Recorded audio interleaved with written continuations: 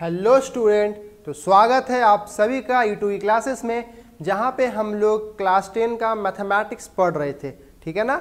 और हम लोग क्लास 10 के मैथ में हम लोग chapter 3 pair of linear equation in 2 variable को डिस्कस कर रहे थे, जहाँ पे हम लोगों ने सॉल्यूशन निकालना सीख लिया था। ठीक है ना। ग्राफिकल मेथड से हम लोगों ने सॉल्यूशन निकालना सीख लिया था। ठीक है। तो आज हम लोग कुछ और न्यू टॉपिक पे बात करेंगे जो मैंने आप लोगों को पढ़ाया था, यूनिक सॉल्यूशन, नो सॉल्यूशन और इन्फिनिटली मैनी मोर सॉल्यूशन के बारे में आज हम लोग डिस्कस करेंगे। ठीक है। तो जैसा कि आप लोगों को पता है, तो उससे पहले हम लोग बात करते हैं कि जैसे हमारे पास एक इक्वेशन दिया हुआ है। ठीक है। तो 7x + 2y = 3, जैसे एक इक्वेशन ये हो गया और एक इक्वेशन जैसे हो गया कि 14x + 4y = 8। एक इक्वेशन ये हो गया, तो पहला इक्वेशन ये हो गया, दूसरा इक्वेशन ये हो गया। तो एक बात याद रखिएगा कि जब दो इक्वेशन साथ में आता है उसी को तो pair of linear equation in 2 variable बोलते हैं, है ना। तो अब यहाँ पे एक बात आप लोगों को ध्यान रखने का बहुत ही ज़्यादा ज़रूरत है, क्योंकि यहाँ जो ये x का है उसका कोफिशिएंट क्या है, यहाँ जो वेरिएबल x है उसका कोफिशिएंट क्या है, यहाँ पे जो वेरिएबल y है उसका कोफिशिएंट क्या है, और यहाँ पे जो वेरिएबल y है उसका कोफिशिएंट क्या है। तो जैसा आप लोग बोलोगे कि इस x का कोफिशिएंट 7 है, ठीक है, और एक 14 है, वैसे इस y का कोफिशिएंट 2 है और यहाँ बोलोगे 4 है, और वैसे उस तरफ क्या बोलोगे, ये c हो गया ना। तो इस तरफ जो कांस्टेंट टर्म है c वो 3 है, और ये क्या नीचे वाला का इक्वेशन क्या 8 है। तो इसका मतलब है कि ये क्या हो गया, ये पहले इक्वेशन का a1 हो गया और दूसरे का a2 हो गया। ठीक है ना। x का कोफिशिएंट क्या होता है, a1 होता है। वैसे y का कोफिशिएंट ये हमारा हो गया b2 हो गया, और ये b1 हो गया और ये b2 हो गया। वैसे ये c1 हो गया और ये c2 हो गया। तो हम लोग को ना जो आज हम लोग डिस्कस करने वाले हैं, हम लोग का उसमें बस और बस कोफिशिएंट का ही काम होगा। ये बात आप लोग ध्यान दीजिएगा। ठीक है ना। चलिए, तो आज का लेक्चर हम लोग फाइनली स्टार्ट करते हैं। तो ये चीज़ आज हम लोग पूरे चैप्टर में, पूरे आज के लेक्चर में हम लोग ये सब डिस्कस करेंगे। ठीक है। जैसे हम लोग का दो इक्वेशन, इसका ये दो इक्वेशन दिया हुआ है जो कि इसका एक जनरल फॉर्म है ना। ये क्या है, एक जनरल फॉर्म है pair of linear equation in 2 variable का। ठीक है। यहाँ तक क्लियर है आप सभी को। अब आप लोग ध्यान दो, ये जो जनरल फॉर्म है, इस x का कोफिशिएंट a1 था जो कि मैंने यहाँ पे बात किया था ना, और वैसे ही इस y का कोफिशिएंट b1, और ये c1 क्या है, कांस्टेंट टर्म है, ये भी c2 क्या है, कांस्टेंट टर्म है, और यहाँ b2 क्या है, y का कोफिशिएंट है, और a2 क्या है, x का कोफिशिएंट है। ठीक है। बट और एक बात आप लोग ध्यान दीजिएगा कि याद रखिएगा, या तो इक्वेशन इस तरह से लिखा हो, ठीक है, या फिर अगर कोई इक्वेशन आपको दिया जाता है या फिर वो इस तरह से लिखा हो। ठीक है। जैसे मैं आप लोगों को लिख के बता देता हूँ, या कोई इक्वेशन इस तरह से लिखा हुआ हो, ठीक है, या उस तरह से लिखा हुआ हो, या इस तरह से आप लोग को इक्वेशन लिखा हो, तभी आप लोग उसको आगे फर्दर सॉल्व करोगे। लेकिन अदरवाइज अगर C1 इस तरफ लिखा रहता है और C2 इस तरफ लिखा रहता है, ठीक है, जैसे इस तरह से, देखिए जैसे हम आप लोगों को बताते हैं कि किस तरह से, देखिए जैसे अगर कोई इक्वेशन इस तरह से लिखा हुआ है, a1x + b1y + c1 = 0, और दूसरा a2x + b2y = c2। अगर कोई इक्वेशन दो इस तरह से लिखा हुआ है तो आप लोग उसको ऐसे ही डायरेक्ट सॉल्व करने मत लग जाना। ठीक है ना। क्या करना, सबसे पहले तो या तो उस C1 को उधर भेज देना या फिर इस C2 को इधर लेके आ जाना। इसका मतलब है अगर C1 इस लेफ्ट हैंड साइड में है तो दोनों C1 को आपको लेफ्ट हैंड साइड में रखना है, या फिर अगर आपको C1 और C2 को राइट हैंड साइड रखना है तो आपको दोनों को राइट हैंड साइड रखना पड़ेगा। ऐसा नहीं होगा कि एक लेफ्ट हैंड साइड में है और एक राइट हैंड साइड में है, तब आपका सॉल्यूशन जो भी आएगा वो क्या होगा, वो गलत आ जाएगा। ठीक है ना। तो ये बात आप लोग याद रखना, या तो कोई इक्वेशन इस तरह से लिखा होना चाहिए या फिर कोई इक्वेशन इस तरह से लिखा होना चाहिए। अभी हम लोग एग्जांपल्स करेंगे इसका। ठीक है ना। तो अब बात आता है यहाँ पे, ठीक है ना, जो कि मेन और इम्पॉर्टेंट बात है आज का, और हम लोग आगे, ठीक है, बहुत अच्छे क्वेश्चंस भी हम लेके आए आप लोगों के लिए। ठीक है। तो वो सब भी हम लोग आज करेंगे। ठीक है। तो अब यहाँ पे एक बात गौर करिएगा कि अगर हम लोग x का कोफिशिएंट जो कि a1 और a2 है, और y का कोफिशिएंट जो कि b1 और b2 है, अगर ये दोनों का जो फ्रैक्शन वैल्यू है अगर आपस में बराबर नहीं होता है, अगर a1/a2 इक्वल नहीं होता है b1/b2 से, तब हम लोग क्या बोलेंगे कि इस तरह का जो कंडीशन होगा, तो इस कंडीशन में जो हम लोग को सॉल्यूशन मिलेगा वो क्या मिलेगा, वो यूनिक सॉल्यूशन मिलेगा। ठीक है ना। और हम लोगों ने पिछले लेक्चर में बात किया था कि यूनिक सॉल्यूशन कब आता है, जब दो लाइन आपस में इंटरसेक्ट कर रहे होते हैं। ठीक है ना। यूनिक सॉल्यूशन कब होगा, जब दो लाइन आपस में इंटरसेक्ट कर रहे होंगे, ये बात याद रखना। तो अगर इस बेसिस पे है तो यूनिक सॉल्यूशन होगा। अगर कोफिशिएंट इसको सेटिस्फाई कर रहा है, मतलब a1/a2 b1/b2 के बराबर हो गया है और c1/c2 के भी बराबर हो गया, इसका मतलब है ये तीनों आपस में बराबर है, मतलब ये इन्फिनिटली मैनी सॉल्यूशन देंगे, मतलब ये एक सॉल्यूशन नहीं बहुत सारा सॉल्यूशन देंगे। और आप लोगों को पता होगा कि जब भी हम लोग को इन्फिनिटली मैनी सॉल्यूशन मिलता है तो दो लाइन आपस में क्या करते हैं, कोइंसाइड कर रहे होते हैं। समझ में आया। दो लाइन आपस में क्या कर रहे होते हैं, कोइंसाइड कर रहे होते हैं, मतलब कोइंसिडेंट लाइन होते हैं। ठीक है ना। और वैसे ही जब a1/a2 b1/b2 के बराबर हो लेकिन वो c1/c2 के बराबर ना हो, तब क्या हम लोग बोलेंगे कि उससे जो हम लोग को सॉल्यूशन मिलेगा वो नो सॉल्यूशन मिलेगा, मतलब हम लोग को कोई भी सॉल्यूशन नहीं मिलेगा। ठीक है। और इसका जो ग्राफ बनेगा वो पैरेलल लाइंस का ग्राफ बनता है, जैसा कि मैंने आप लोग को पहले लेक्चर में बताया था, सारे ग्राफ करके भी दिखाए थे, है ना। अगर आपने किसी ने वो लेक्चर नहीं देखा हो तो डिस्क्रिप्शन में उसका लिंक है, आप जाके प्लीज़ जाके वहाँ से चेकआउट कर सकते हो। ठीक है ना। आप वहाँ पे जाके इसको पढ़ सकते हो, देख सकते हो। ठीक है। तो ये चीज़ बहुत इंपॉर्टेंट चीज़ है, अगर किन्हीं को लिखना है तो लिख लीजिए, या फिर अगर स्क्रीनशॉट लेना है तो वो भी ले लीजिए। ठीक है, स्क्रीनशॉट। ठीक है। चलिए अब हम लोग आगे बढ़ते हैं। फाइनली अब हम लोग क्वेश्चंस करते हैं कि इससे क्वेश्चंस कैसे किया जाए। ठीक है। तो जैसे आपके सामने एक क्वेश्चन दिख रहा है, क्या दिख रहा है कि in each of the following system of equations determine whether the system has a unique solution, no solution और इन्फिनिटली मैनी सॉल्यूशन। इसका मतलब क्या है कि आपके सामने एक क्वेश्चन दिया हुआ है और उसमें बोला जा रहा है कि चलो आप लोग बताओ कि ये जो सॉल्यूशन है वो क्या है, वो यूनिक सॉल्यूशन है, नो सॉल्यूशन है या इन्फिनिटली मैनी सॉल्यूशन है। तो आप लोग मेरे को एक बात बताओ, हम लोग इससे पिछले एक्सरसाइज में क्या कर रहे थे, हम लोग सॉल्व करके पता कर रहे थे ना, मतलब पिछले एक्सरसाइज में, हाँ हम लोग सॉल्व करके पता कर रहे थे ना कि अगर ग्राफ पैरेलल बन रहा है मतलब वो यूनिक सॉल्यूशन, मतलब वो नो सॉल्यूशन है। अगर ग्राफ इंसिडेंट कर रहा है मतलब इंटरसेक्ट कर रहा है, एक दूसरे से टकरा रहा है, क्रॉस कर रहा है, तो वो यूनिक सॉल्यूशन दे रहा है। या फिर अगर एक लाइन के ऊपर एक लाइन है तो वो क्या है, वो इनफाइनाइट मैनी सॉल्यूशन दे रहा। ठीक है ना। तो अब वो सब तो हम लोग ना ग्राफ ड्रॉ करके पता करते थे, लेकिन बिना उतना लंबा प्रोसेस किए, बिना ग्राफ ड्रॉ किए हम लोग कैसे पता करेंगे, तो उसके लिए ये सिंपल सा फॉर्मूला है, उसी के लिए ये सिंपल सा फॉर्मूला है। ठीक है। तो चलिए ये क्वेश्चन को कैसे सॉल्व किया जाए और सॉल्व करके हम लोग बताएंगे कि कौन सा यूनिक सॉल्यूशन है और कौन सा यूनिक सॉल्यूशन नहीं है।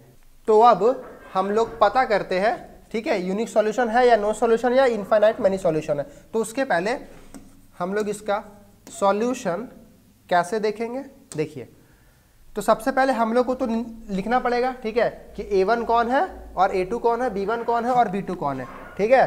तो यहाँ पे हम लोग सबसे पहले वो लिख लेते हो। तो दो इक्वेशन दिया हुआ ना, जिसका a1 क्या हो गया, तो इस x का कोफिशिएंट a1 हो गया, a2 क्या हो गया, तो इस x का कोफिशिएंट a2 हो गया, मतलब 7 हो गया। तो a1 a2 निकाल लिए। अब b1 क्या हो गया, तो इस y का कोफिशिएंट b1 हो गया, ठीक है। और b2 क्या हो गया, b2 इज इक्वल टू, यहाँ देखिए इस y का कोफिशिएंट क्या है, तो यहाँ पे आप लोग बोलोगे तो 4 है, लेकिन 4 के आगे माइनस साइन भी तो है, तो वो भी हम लोग को लेना होता है। ठीक है। तो इस b2 का कोफिशिएंट क्या है, -4 है। ठीक है ना। वैसे ही c1 क्या हो गया, तो देखिए यहाँ पे c1 और c2 दोनों इक्वल के उस तरफ है, मतलब दोनों राइट हैंड साइड पे है, तो काम करेगा। ठीक है ना। तो यहाँ पे c1 हो गया और c2 क्या हो गया, 2 हो गया। अब क्या करते हैं, अब ये सबका हम लोग फ्रैक्शन वैल्यू निकाल लेते हैं। ठीक है, मतलब सबको डिवाइड कर देते हैं एक दूसरे से। तो नाउ अब हम लोग क्या करेंगे कि a1/a2 निकाल लेते हैं। ठीक है। तो a1/a2 क्या हो गया, तो 5/7 हो गया a1/a2। ठीक है। अब हम लोग और हम लोग b1/b2 निकाल लेते हैं। तो b1/b2 क्या हो गया, तो यहाँ 2/-4 हो गया, 2/-4 हो गया। अगर हम इसको क्रॉस करेंगे, ये 2 के टेबल में 1 बार में, या 2 के टेबल में 2 बार में, तो माइनस रह गया और यहाँ पे 1/2 आ गया। ठीक है। और अगर हम लोग c1/c2 निकाल ले, तो C1/C2 क्या हो गया, तो यहाँ पे C1 है 16/2, 16/2 हो गया, ये 2 के टेबल में चला गया 8 बार में, ठीक है। तो C1/C2 क्या हो गया, ये 8 हो गया, और नीचे कुछ नहीं मतलब 1, 8/1 हो गया। अब आप लोग यहाँ पे ध्यान दो, A1/A2 क्या आया, 5/7 आया, B1/B2 क्या आया, 1/2 आया, और C1/C2 क्या आया, 8/1 आया। क्या तीनों आपस में एक दूसरे के बराबर है, देखो तो, क्या तीनों आपस में एक दूसरे के इक्वल है, नहीं है ना। तो आप लोग बताओ यहाँ पे कौन सा वो 3 फॉर्मूला जो हमने लिखा था, तो वो तीनों में से कौन सा यहाँ सेटिस्फाई कर रहा है। तो चलो वो फॉर्मूला पे वापस से आते हैं। तो यहाँ पे देखो, यहाँ पे क्या है कि A1/A2 ना ही इक्वल है B1/B2 के, ना ही इक्वल है C1/C2 के। तो ऐसा कोई है, यहाँ पे आपको दिख रहा है कि B1/B2 C1/C2 के बराबर नहीं है, लेकिन A1/A2 के बराबर है, मतलब ये भी नहीं काम कर रहा है, क्योंकि ये तो इसके बराबर है और इसमें तो तीनों बराबर है। तो यहाँ पे ये जो पहला इक्वेशन है, जहाँ पे दिख रहा है A1/A2 is not equal to B1/B2, और यहाँ पे भी वही आया है A1/A2 वो B1/B2 के बराबर नहीं है। तो यहाँ पे हम लोग लिख सकते हैं कि देयरफॉर A1/A2 ये मेरा इक्वल नहीं है B1/B2 के, जो कि हम लोग को क्लियरली दिख रहा है। तो हम लोग लिख सकते हैं कि therefore it has unique solution. हम लोग क्या लिख सकते हैं, इट हैज यूनिक सॉल्यूशन, ठीक है ना। इसके पास क्या है, यूनिक सॉल्यूशन, ये हम लोग को यूनिक सॉल्यूशन देगा, ठीक है। देख लीजिए ध्यान से, सभी को क्लियर है।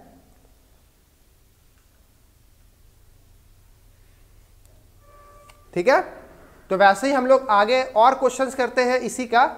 चलिए, अब ये 2 इक्वेशंस है हमारे सामने, पेयर ऑफ लीनियर इक्वेशंस है। अब हम लोग इसको भी सॉल्व करके देखेंगे कि अब इसमें से कौन यूनिक सॉल्यूशन है, कौन नो सॉल्यूशन है, या फिर कौन इनफाइनाइटली मैनी सॉल्यूशन है, ठीक है ना। तो सेम इसमें भी वही करेंगे, ठीक है ना। तो इसका भी हम लोग सॉल्यूशन देखते हैं। तो A1 क्या हो गया, A1 हो गया 3, B1 क्या हो गया, B1 हो गया 6, सॉरी, हाँ यहाँ पे क्या हो गया, A1 हो गया 3, A2 क्या हो गया, यहाँ पे 6, वैसे ही B1 क्या हो गया, तो यहाँ देखो y के आगे -5 है ना, तो B1 हो गया -5, और वैसे ही B2 क्या हो गया, तो ये -10 हो गया, ठीक है। और वैसे ही C1 क्या हो गया, तो 20 हो गया, और C2 क्या हो गया, तो -40 हो गया, ठीक है ना। चलिए, अब हम लोग सबका फ्रैक्शन वैल्यू निकाल लेते हैं, मतलब सबको डिवाइड कर देते हैं, कितना आएगा चलिए देखते हैं। तो A1/A2 कितना है, A1/A2 तो 3/6, तो ये 3 के टेबल में ये कट गया, कितना है 1/2 आ गया, तो A1/A2 क्या आ गया, 1/2 आ गया। वैसे ही B1/B2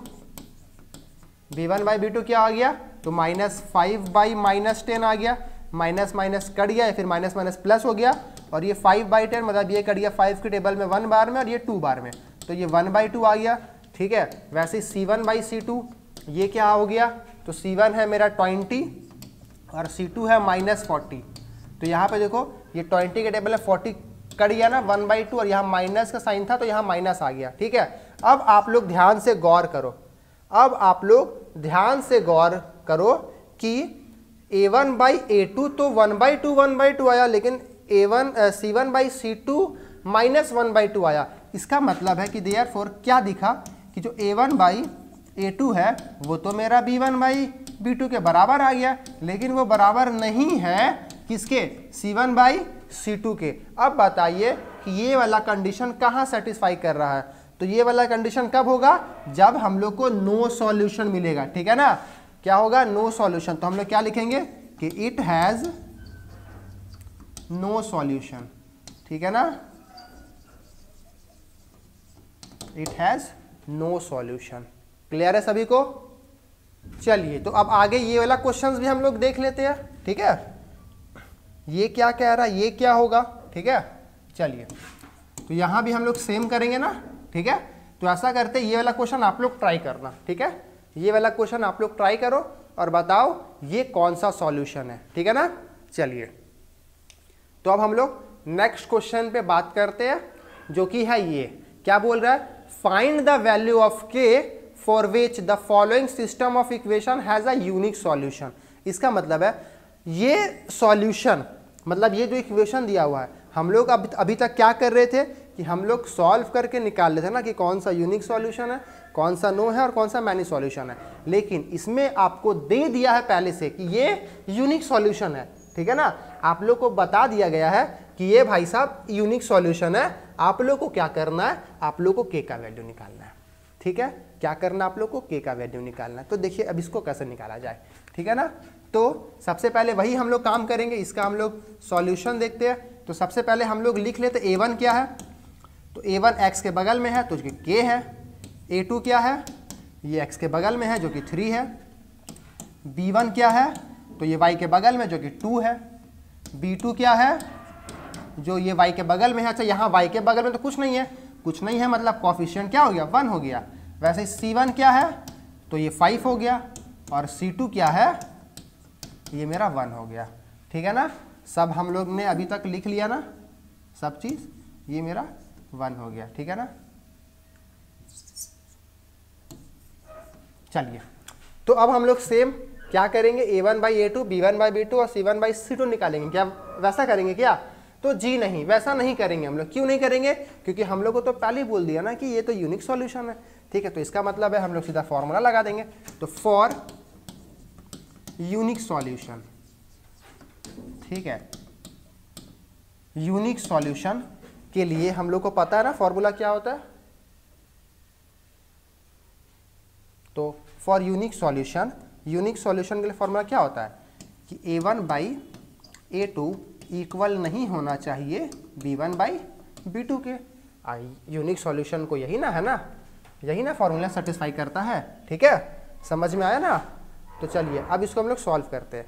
क्या करेंगे, अब इस पे हम लोग सारे वैल्यूज पुट करके देखते हैं क्या आता है। तो a1 क्या नहीं, यहाँ पे k है ना, तो क्या करेंगे यहाँ पे k रख देंगे, ठीक है। a2 क्या है, a2 यहाँ पे 3 है ना, तो यहाँ 3 रख देंगे जो कि इक्वल नहीं होगा b1 क्या है, यहाँ पे 2 है ना, तो 2 रख दिए, डिवाइडेड बाई यहाँ पे b2 क्या है, यहाँ पे 1 है ना, तो यहाँ पे 1 रख दिए, ठीक है ना।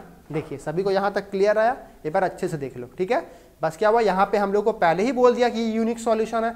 तो जब यूनिक सॉल्यूशन है तो पक्का इस कंडीशन को सेटिस्फाई करेगा, और इसी कंडीशन पे हम लोग सारे वैल्यू को पुट कर दिए, ठीक है ना। सभी को क्लियर है ना। अब क्या करेंगे, उसको सॉल्व कर देंगे। तो अब क्या करेंगे ना, देखिए अगर हम दोनों तरफ 3 से इंटू करते हैं तो ये 3 कट गया ना, तो जैसे k/3 है, अगर इस तरह भी हम 3 से इंटू करें, ठीक है, is not is equal to 2/1, इस तरह भी अगर हम 3 से इंटू करें तो क्या हो गया, ये 3 कट गया। देखिए अब आप लोग ऐसा भी बोलोगे ना कि ये 3 उस तरफ जाके 3 × 2 = 6 क्यों नहीं हो गया। देखिए आप लोग करोगे तो वैसे ही, ठीक है, लेकिन अगर कोई आप लोग को पूछता है ना कि यहाँ पे ये 6 कैसे हो गया, तो आप लोग बोलना हमने दोनों तरफ 3 इंटू करके इक्वेशन बैलेंस करके किया है, ठीक है। क्योंकि यहाँ पे हम लोग का इक्वल का साइन नहीं है, यहाँ पे हम लोग का इज नॉट इक्वल टू का साइन है, ठीक है ना, इसलिए।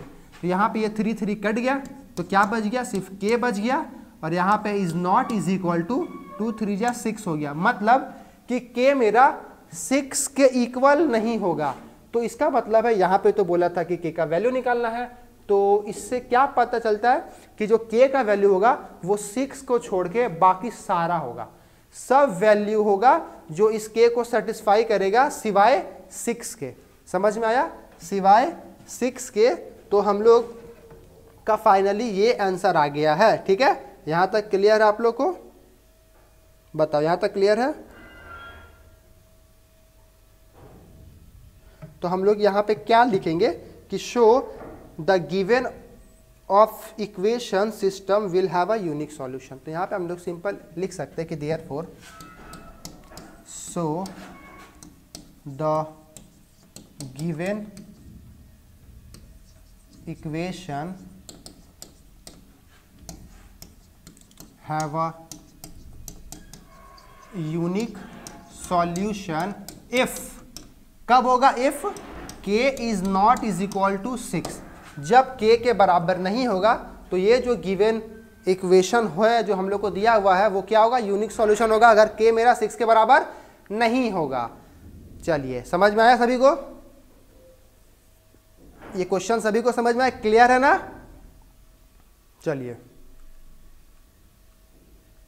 तो फाइनली आज का क्लास, आज का लेक्चर हम लोग यहीं समाप्त करते हैं, ठीक है। यहीं पे अब हम लोग क्या करेंगे, जो इसके बाद वाला लेक्चर होगा हम इसी टॉपिक पे बहुत सारा क्वेश्चंस लेके आएंगे और हम लोग क्वेश्चंस प्रैक्टिस करेंगे, ठीक है ना। फिलहाल अभी आप लोग को ये बेसिक चीज़ें थी जो मैंने आज आप लोग को पढ़ाया, ये बेसिक्स क्वेश्चन थे।